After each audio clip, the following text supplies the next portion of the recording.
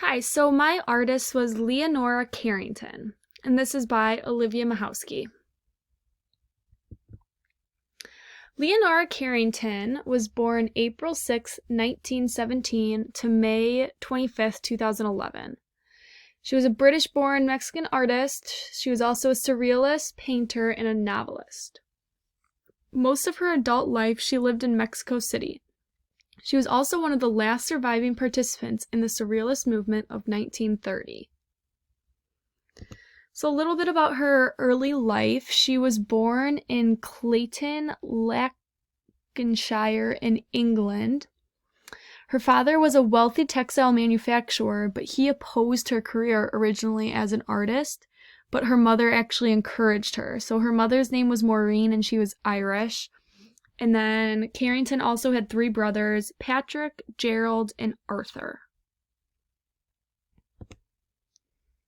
So education for Carrington. So she was educated by a lot of people, but then she started to have rebellious behavior, so she was expelled from 2 schools.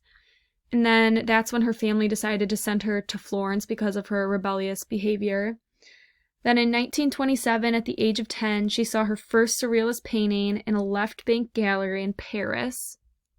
And then 1935, she attended Chelsea School of Art in London for a year. So then a little bit about the start of her career. She started to become familiar with surrealism from a book that her mother gave her. And then a surrealist poet bought many of her paintings and arranged a show in 1947 for her work at a gallery in New York. So then some themes of her work. So Carrington stated, "I painted for myself. I never believed anyone would exhibit or buy my work." So then she also focused on magical realism and acme and used autobiographical detail and symbolism as the subjects of her paintings. She was also interested in presenting female sexuality as she experienced it. Then her work of the 1940s is focused on her underlying theme of a woman's role in the creative process. So one of her main techniques that she focused on was, when painting, she used small brushstroke techniques, building up layers in a meticulous manner, creating rich imagery.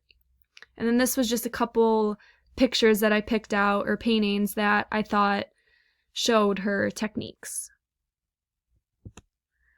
So then here's some of her major works. So one was a self-portrait of 1938, which this was a little bit of her own interpretation of the female sexuality that she talked about a lot. And then the portrait of Max Ernst of 1939 was a tribute to their relationship. Then the Meal of the Lord Candlestick of 1938. So she actually completed this shortly after 1938 as her escape from England and the beginning of her affair with Max Ernst, which explains a little bit about their relationship that they had with each other. And then it also catches more of her rebellious spirits and the rejection of her Catholic upbringing.